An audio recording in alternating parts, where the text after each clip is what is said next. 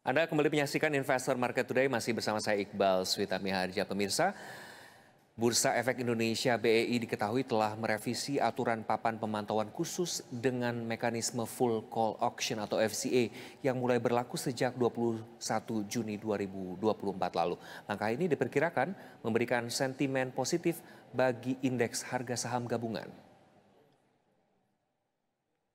BI merevisi sejumlah poin aturan masuk papan pemantauan khusus dengan mekanisme full call auction, yaitu pada poin 1, 6, 7, dan mengubah aturan keluar di poin 10. Beberapa kriteria yang berubah adalah kriteria-kriteria yang berfokus pada likuiditas saham dengan nilai transaksi rata-rata harian saham kurang dari 5 juta rupiah. Dan transaksi rata-rata harian saham kurang dari 10.000 saham.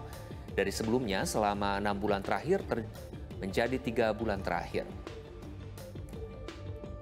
Selain itu, BI juga merevisi aturan keluar PPK FCA di poin 10 dari sebelumnya 30 hari menjadi 7 hari saja.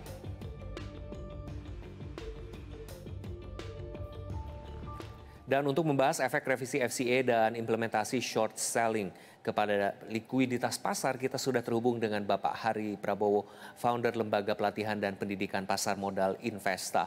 Siang Bapak, selamat siang. Terima kasih sudah bergabung bersama IDTV, Pak. Ya, selamat siang Mas Iqbal. Sehat selalu Mas. Sehat selalu, salam sehat selalu. Pak, BI akhirnya merevisi Pak aturan papan pemantauan khusus dengan mekanisme FCA yang sebelumnya mendapat banyak protes dari investor. Bagaimana Anda melihat langkah BI yang akhirnya merevisi perlakuan PPK FCA ini, Pak? Kami terima kasih. BI sudah mendengarkan banyak masukan ya. Saya kira apa yang disampaikan teman-teman melalui beberapa media gitu ya tentang perubahan papan pemantauan khusus dan FCA ini. Nah, ini menandakan bahwa investor di Indonesia sudah semakin jeli dan semakin cerdas ya di dalam menyikapi setiap aturan-aturan yang memang ini akan sangat direspon gitu ya, karena ini akan berkepentingan terhadap para investor itu sendiri di dalam melakukan investasinya. Nah, saya melihat begini kan, itu kan sebenarnya ada dua hal, yaitu papan pemantauan khusus dan FCA ya. Betul. Nah, itu yang menjadi masalah sebetulnya menurut pengamatan saya adalah masalah mekanismenya, FCA-nya itu ya. Jadi bagaimana yang satu, oke, saya sih bisa menerima ya tentang papan pemantauan khusus berbagai kriteria ya, memang ada beberapa revisi. Tetapi itu hal yang lain lagi dari FCA-nya gitu, karena FCA-nya itu adalah mekanisme kan. Nah, yang dikehendaki oleh investor itu transparansinya gitu. Ya, kalau sekarang ini kan beberapa menyindir itu kan ibarat judi ya. Kita tidak tahu bagaimana book order, bid offer-nya seperti apa. Tiba-tiba terjadi harga. Dan itu menjadi volatilitasnya bukan menjadi wajar, tetapi menjadi tinggi gitu kan, naik turunnya begitu. Nah, investor itulah yang dikendai adalah kembalikan saja, kalau menurut saya, kembalikan saja kepada mekanisme di pasar reguler. Bahwa harga saham itu bisa di bawah Rp50, no problem. Kalau memang harus begitu daripada 50 mandat. Jadi pada penilaian secara fundamental, saham itu bisa di bawah 50 ya. Ya, karena toh kita lihat ya, dengan harga nominal Rp10 dijual 100 itu kan sesuatu yang ini ada nilai kan di situ. Nah, nilai itu tergantung pada masing-masing investor penilaiannya. Nah, nggak masalah mau 50 ke bawah nggak masalah, tapi transparan ya, mekanismenya. Betul, mekanismenya yang merevisi sejumlah aturan masuk FCA untuk poin 1, 6, 7, dan aturan keluar untuk poin 10 begitu. Kita tahu bahwa poin 10 ini yang membuat pelaku pasar resah begitu karena aturan masuknya tidak berubah. Bagaimana pandangan Anda terutama yang poin 1, 6, 7 dan juga 10 ini? Ya, terutama yang 10 itu ya, memang mendapatkan itu kan ada satu poin yang di mana dalam satu hari satu perusahaan langsung disuspend begitu. Nah, itu nggak ada perubahan. Ya, ini yang menjadi masih menjadi ganjalan ya buat para investor. Gimana mana mungkin begitu saham baru suspend satu hari lantas disuspend begitu aja. Nah, sebetulnya mekanisme yang lama itu kan juga cukup bagus ya, karena kan Ya, sebelum disuspend itu kan ada UMA kan ya yang dilakukan oleh BI dan dari itu terus disuspend dan itu sebetulnya sih udah bagus ya dari situ eh, kita bisa menerima lah gitu. Yang baik. jadi sekali lagi ya tadi mengenai FCA-nya itu yang memang kami Ya, concern sekali itu concern untuk sekali ya, Pak. dilakukan revisi atau bahkan dibatalkan saja lah dikembalikan pada pasar reguler saja Pasar gitu. reguler saja, Pak. Sebetulnya apakah Anda melihat revisi aturan FCA ini bisa menjadi sentimen positif begitu bagi pasar setidaknya untuk kembali menggairahkan IHSG ke level 7 ribuan begitu, Pak? Ya, kalau menurut kalau nilai transaksi saya optimis, nilai transaksinya ya, jadi akan likuiditasnya akan lebih bagus.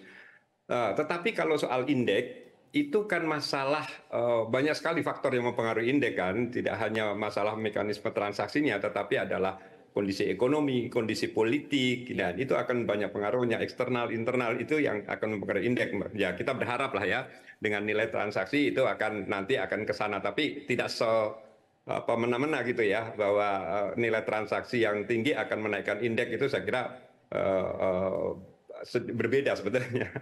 baik, Pak Hari. Di sisi lain juga pelaku pasar juga merasa aturan PPK FCA ini juga berlebihan begitu. Pasalnya sudah ada sesi pre-closing dan post-close trade session gitu yang secara tujuan serupa dengan FCA. Bagaimana menurut Anda? Ya, begini loh. Sebetulnya kan tugas dari BEI itu kan tadi substansinya di pasar modal itu kan menciptakan satu apa investasi di satu sisi ya, dan juga untuk penggunaan di dalam modal dari masyarakat itu ya. Itu yang dan menjadikan transaksi itu yang wajar dan efisien gitu, Mas. Jadi kita kembali ke real ya. Jadi mengakui apa yang terjadi di pasar ya, dan pasar kita itu kan ya spesifik seperti ini. Kita tidak bisa kita meniru begitu dengan aturan-aturan yang lain ya. Ciptakan yang nyaman dalam berinvestasi. Bagaimana sih pandangan investor itu? Ya, Itu ya. saya kira sih seperti itu. Pak Hari, sebetulnya menurut Bapak selain memang kebijakan PPK FCA ini, BI lebih baik melakukan apa untuk melindungi para investor? Apakah sebaiknya memperketat IPO saja begitu, Pak? Setuju, setuju, setuju sekali itu Mas Iqbal. Itu yang saya ingin sampaikan ya. Jadi bayangkan ya dari sekian sampai 900-an perusahaan yang IPO itu ya sekarang ini ada 344 yang masuk kriteria papan pemantauan khusus. Di mana Oke, papan pemantauan khusus itu identik dengan satu hal yang negatif ya, di mana perusahaan-perusahaan lebih banyak mayoritas yang fundamentalnya menurun kurang bagus ya, selain dari likuiditas ya itu adalah dan pelanggaran yang dilakukan oleh emiten. Nah IPO ini jangan betul ya digelar begitu saja dengan mudahnya, tetapi diselektif lagi sehingga perusahaan-perusahaan yang IPO itu perusahaan-perusahaan yang mempunyai prospek yang bagus lah. Itu Mas baik. Iqbal.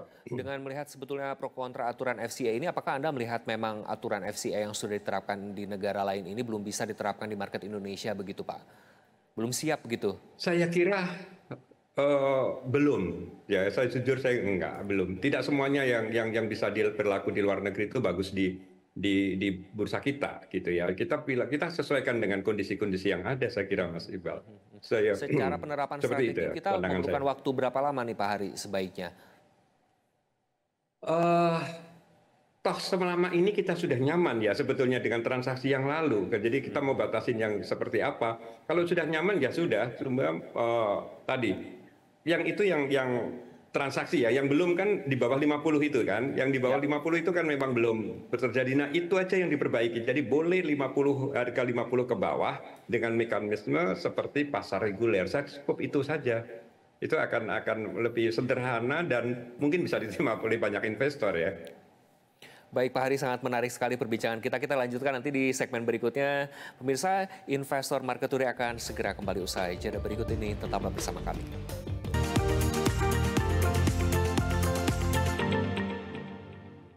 Anda masih bersama saya Iqbal Sutapi Harja di Investor Market Today dan kita lanjutkan kembali dialog bersama Pak Hari Prabowo, founder Lembaga Pelatihan dan Pendidikan Pasar Modal Investa. Pak Hari, kita lanjutkan diskusinya. Memang tadi sangat menarik sekali terkait FCA ini dan Bapak masih lebih setuju dengan mekanisme pasar reguler ya Pak. Selain FCA ini Pak, salah satu kebijakan yang tengah digodok BI untuk meningkatkan likuiditas pasar saat ini adalah short selling begitu. Bisa dielaborasi Pak terlebih dahulu apa sebetulnya perbedaan transaksi short selling ini dengan yang tradisional Pak Hari? Ya, short selling ya. Jadi pengertiannya kan begini. Saham itu kan ada dua gerakan saja, naik atau turun. Orang bisa memanfaatkan untuk mencari cuan itu ya, itu dengan beli dan kalau naik kita jual. Atau sebaliknya, jual dulu baru beli gitu. Itu kan sama-sama mencari keuntungan di dalam investasi di trading ya di saham ini. Nah, kalau yang konvensional kan orang itu kalau tidak punya saham tidak bisa menjual kan. Ya, sedangkan dengan short selling orang yang tidak punya saham itu bisa melakukan penjualan. Itu substansinya kan pengertian dari short selling kan begitu ya, Ya. Mas Iqbal. Itu ya yang ada. Itu dasarnya begitu ya Pak Hari ya. Dasarnya begitu.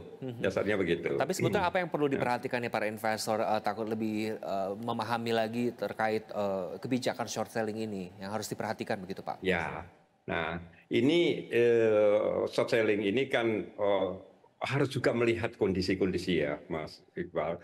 Ada banyak bursa yang melakukan short selling, tapi juga ada beberapa negara yang melarang short selling. Nah, itu saya kira mereka melihat ada satu kondisi tertentu. Nah, China memang dan kalau Amerika saya begitu ya, bicara Pak? positif, iya, jadi secara positifnya ya mungkin begini. Satu hal buat investor itu kalau investor eh, ingin melakukan penjualan kan bisa sekarang nanti ada lembaga penyewaan kan satu. Nah, yang perlu diingat juga bahwa investor yang sekarang katakanlah kalau saya sebagai investor punya saham yang memang mau saya pegang jangka panjang atau mungkin sedang turun harga sahamnya, itu saya bisa memanfaatkan, saya bisa menyewakan ya saham tersebut melalui lembaga tadi yang menyewa Ya. itu satu hal yang positif ya buat investor. Nah, ini kan masalahnya bagaimana kita itu menyikapi dengan short selling ini ada kecenderungan gitu kan, karena orang akan lebih suka yang melakukan short selling kalau harga saham itu turun. Itu kan dilematis ya. Jadi satu sisi dia ingin saham itu turun dan dia akan beli di bawah lagi. Nah, saya jadi ingat ketika kondisi-kondisi bearish gitu, OJK itu memberikan justru anjuran buyback ya, bahwa emiten-emiten yang sahamnya turun, yang secara fundamental masih bagus, itu selalu melakukan buyback ya, pembelian atas saham-saham itu di pasar. Dan di satu sisi sekarang dengan short selling ini kan Ya. orang berusaha untuk menurunkan harga saham dan itu akan menurunkan indeks pasti gitu ya. Ya, Itu seperti itu Pak Hari, pemikiran saya, ya, Mas Iqbal. transaksi short selling ini juga beberapa kali dihentikan terakhir 2020 begitu ya Pak saat pandemi namun kembali diaktifkan. Bagaimana skema short selling ini bisa meningkatkan likuiditas pasar sebetulnya Pak? Ya, yang dimaksud likuiditas tadi kan tadi yang misalnya investor ya, investor yang kok sahamnya lagi turun terus, saya nggak punya saham, ya udah kalau gitu saya jualan dengan cara meminjam saham itu, ya dengan harapan saham itu turun dan suatu saat dia akan beli gitu, dan itu jadi ada transaksi kan, memang kalau dilihat dari kacamata bagaimana atau tujuan untuk meningkatkan nilai transaksi mungkin bisa seperti itu. Orang yang tadinya punya saham, yang diam aja bisa disewakan. Mungkin dia sambil nunggu harga sahamnya naik, dia dapat uang sewa lah dari saham yang dia pegang itu. Seperti itu. Tapi semuanya ya kembali pada satu aturan-aturan yang nanti memang aturan-aturan itu Pak Hari, harus terkait demikian. resiko-resiko sendiri itu seperti apa Pak yang harus kita cermati dan hindari begitu Pak terkait short selling ini? Ya, risikonya begini. kita risiko untuk apa nih? Risiko untuk investor misalnya ya. Ya, Risiko investor itu kalau dia jualan saham dan sahamnya itu ternyata malah naik, dia akan mengandung risiko kan. Karena dia harus membeli. Dia pada satu waktu yang tertentu dia harus membeli saham itu kembali dan itu jadi kebalik. Harusnya dia ingin turun, harga sahamnya menaik. Nah, risiko secara umum ini kan aturan-aturan ya sekali lagi bagaimana supaya tidak terjadi one prestasi kan ini ya, berkaitan dengan sewa menyewa sedangkan margin trading saja yang ada aturannya sudah itu kan kadang-kadang ya dulu jebol-jebol kan orang yang melakukan pembelian dulu dan seharusnya membayar tidak membayar itu kan ya. risiko ya jadi kita memang harus berpikir ketika kita meluncurkan produk-produk ya itu tapi kita harus ingat bahwa kita dengan berpikir baik-baik saja gitu. Ada beberapa mungkin pihak-pihak yang justru memanfaatkan satu aturan-aturan baru ini untuk tujuan-tujuan ya pokoknya saya harus untung sendiri gimana caranya. Ya karena ini fair ya saya sampaikan Ya, ya, kita jangan sampai bursa ini menjadi arena arena judi atau arena perampokan gitu ya. Maaf ya, kalau saya ya. bicara kasar Mhm, perampokan itu mhm. karena ya memang faktanya ada di pengadilan kan Ya, yang ya, sudah masuk ke ranah-ranah ya, pengadilan tentang ya. di pasar modal ini. Jadi Itu notes-nya Mas adalah Iqbal. jangan sampai kebijakan-kebijakan ini menjadi celah begitu untuk orang-orang mengambil kesempatan hanya bisa dibilang cuan oriented begitu ya Pak ya? Persis, persis ya. Ya, Jangan sampai ya, menjadi satu ya. tindakan-tindakan kejahatan dengan Baik. cara yang halus karena justru memanfaatkan dari aturan-aturan itu. Ya, Ya, ya. susah diperiksa karena aturannya begitu gitu. Ya, betul. Di beberapa negara, Pak, transaksi short selling ini juga dihentikan karena memberikan dampak buruk dan beresiko yang gagal serah begitu. Bagaimana sebetulnya BII bisa mengantisipasi ini jika memang gagal serah ini menjadi salah satu yang ditakutkan atau resiko paling signifikan begitu? Betul, itu yang kita khawatirkan ya. Jadi jangan jangan buru-buru menurut saya jangan buru-buru lah. Jangan buru-buru meluncurkan produk-produk itu kalau belum benar-benar dipelajari ya tentang berbagai macam kemungkinan risiko itu. Sekali ini lembaga kepercayaan loh. Kalau terjadi sesuatu one prestasi risiko sistematis itu aduh itu akan menghancurkan nama bursa kita sendiri. Saya kira itu. Jadi memang Mhm, perlu mhm. perlu diuji lagi, perlu Perlu dipikirkan diuji kembali ya lagi. untuk Baik. didiskusikan bersama lah. Kelebihannya sebetulnya ada nggak sih Pak terkait short selling ini? Apakah memang hanya resiko saja begitu yang terlihat? Apakah ada kelebihan-kelebihan yang bisa kita ambil dari kebijakan ini? Iya, iya. Kelebihannya tadi nilai transaksinya bisa meningkat ya. Dan satu tadi yang sudah saya sebut di atas bahwa orang-orang yang tadinya ingin long gitu ya daripada sahamnya mandek begitu saja di KSI dia bisa sewakan saham itu untuk ditransaksikan dia mendapatkan uang gitu ya selain tadi dapat dividen misalnya sambil nunggu itu ya kalau sahamnya dia apalagi tidak liquid gitu ya, itu bisa bisa disewakan itu satu hal yang positif buat investor yang memang perlu kita sampaikan juga ya di sini. Mhm. Termasuk juga mendukung penemuan harga begitu ya Pak ya? Iya, iya, menurunkan harga. Tetapi begini ya, maaf, jadi eh, kadang-kadang di bursa itu terjadi harga yang jauh dari fundamentalnya. Oke. Jadi karena satu ada mekanisme tertentu ya, tujuan tertentu tadi, pokoknya dia jualan-jualan gitu ya, bahwa fundamentalnya itu sebetulnya tidak seperti itu, tapi harga satu bisa turun dan sebaliknya. Dan sebaliknya ketika fundamentalnya itu jelek, harga sahamnya itu bisa bisa tinggi gitu. Jadi tidak selalu ya di pasar ini harga itu mencerminkan fundamentalnya gitu Mas Iqbal. Ya itu memang apa yang terjadi ya dipasarkan seperti itu. Pak, jika memang ini mau diimplementasikan sebaiknya BEI itu melakukan seperti apa? Apakah memang merevisi lagi seperti yang terjadi di tahun sebelumnya karena memang sempat dihentikan begitu Pak Hari? Ya, merevisi menurut saya kita banyak diskusi lah. Kita undang beberapa pelaku pasar, kita diskusi, termasuk para investor-investor itu ya. Kita mungkin ada perwakilan beberapa investor, atau kita melakukan survei-survei ya kepada ke pasar gitu. Seperti apa sih keinginan daripada para investor itu ya supaya nyaman di dalam transaksi ini jangan dipaksakan sesuatu yang tidak diterima oleh publik gitu ya. Percuma kan artinya publik ini aduh kalau begitu saya susah.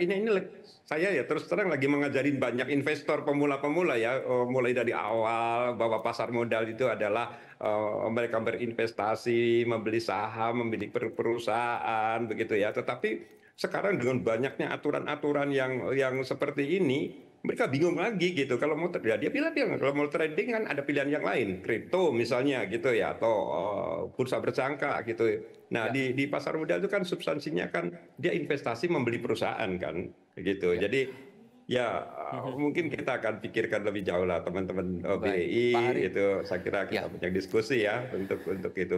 Demi kemajuan pasar modal kita bersama tentunya Mas untuk Iqbal. kemajuan pasar modal Indonesia, Pak, terkait bagaimana kita Betul. melihat pro kontra dari kebijakan sebelumnya terkait Iya, FCA atau PPK kritikan itu begitu. diterima Hmm, sebagai ya. bagian dari kemajuan bersama lah. Sebetulnya jika melihat track recordnya yang sebelumnya kebijakan ada pro kontra begitu, bagaimana short selling ini akan diterima Pak oleh market atau pasar atau pelaku pasar modal begitu? Bagaimana Anda melihat ini, prediksi Anda? Ya, mungkin satu saat bisa. Suatu saat bisa. Setelah memahami ya bagaimana resiko dan manfaat daripada short selling itu. Dan itu pun akan dilakukan secara bertahap ya. Mungkin mula-mula adalah perusahaan-perusahaan yang mempunyai likuiditas tinggi, punya fundamental bagus, volume sahamnya gede gitu ya. Nah, itu yang mungkin tahapan-tahapan yang perlu dilakukan oleh BI ya. Dan jangan semuanya gitu, tapi ya Ya. eh, beberapa saham saja yang memenuhi kriteria tertentu sambil memikirkan celah-celahnya ada di mana. Jangan sampai orang justru ingin menguasai, bisa loh ya, ingin Ya. menguasai perusahaan tuh dia melakukan short selling terus dia beli, dia masuk di bawah dengan jumlah yang lebih besar sehingga kepemilikannya akan Ya. lebih besar ya, dan itu untuk tujuan-tujuan yang tertentu juga. Jadi setiap kali kita harus memikirkan dari sisi negatifnya juga selain sisi positifnya, Mas Iqbal. Meski menaikkan likuiditas, namun di sisi lain Pak, short selling juga identik dengan pelemahan indeks saham di bursa begitu. Bagaimana pandangan Anda? Benarkah short selling ini bisa membuat IHSG downtrend begitu? Dan bagaimana sebetulnya BEI ini mengantisipasi downtrend ini? Ya, ya, ya kan begitu. Memang mungkin pada tahap-tahap awal ya, Mas, itu waktu diluncurkan short selling itu akan terjadi, ya penurunan indeks itu karena yang pemain-pemainnya nanti akan pemain-pemain yang besar, gitu ya, dan juga akan ikut-ikutan karena kalau hanya melihat satu sisi saja, gitu, sepintas saja, oh short selling itu kan harus menjual sahamnya dan beli di bawah.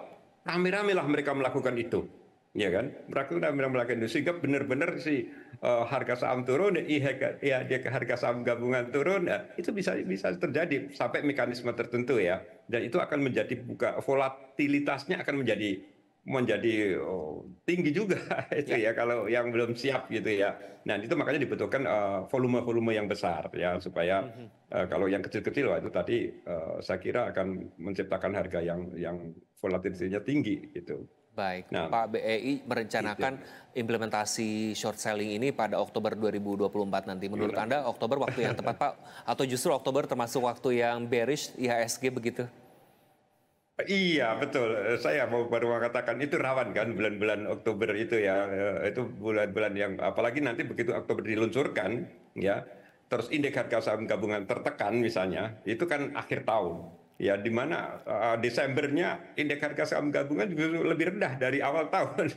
Akan terjadi penilaian ya yang kurang manis lah ya, kalau di pasar gitu. Oh ya kan IHSG kita Desember ini turun di bawah awal tahun misalnya gitu, itu akan kurang elok menurut saya ya. Jadi mungkin ya mungkin tahun-tahun depan lah ya, kita butuh waktu sosialisasi, yang penting sosialisasi Mhm, yang mhm, ini mhm. uji coba gitu ya. Tapi Ya, kalaupun mau dipaksain ya itu gimana lah, itu tadi Pak ya Hari. sangat selektif sekali ya Pak Hari, menggunakan kalau beberapa saham saja. dipaksain gitu menurut Bapak akhir tahun ini diimplementasikan di bulan Oktober gitu, apakah ini akan membuat IHSG gagal mencapai target begitu dengan adanya downtrend dari kebijakan-kebijakan short selling ini dan juga FCA, Pak?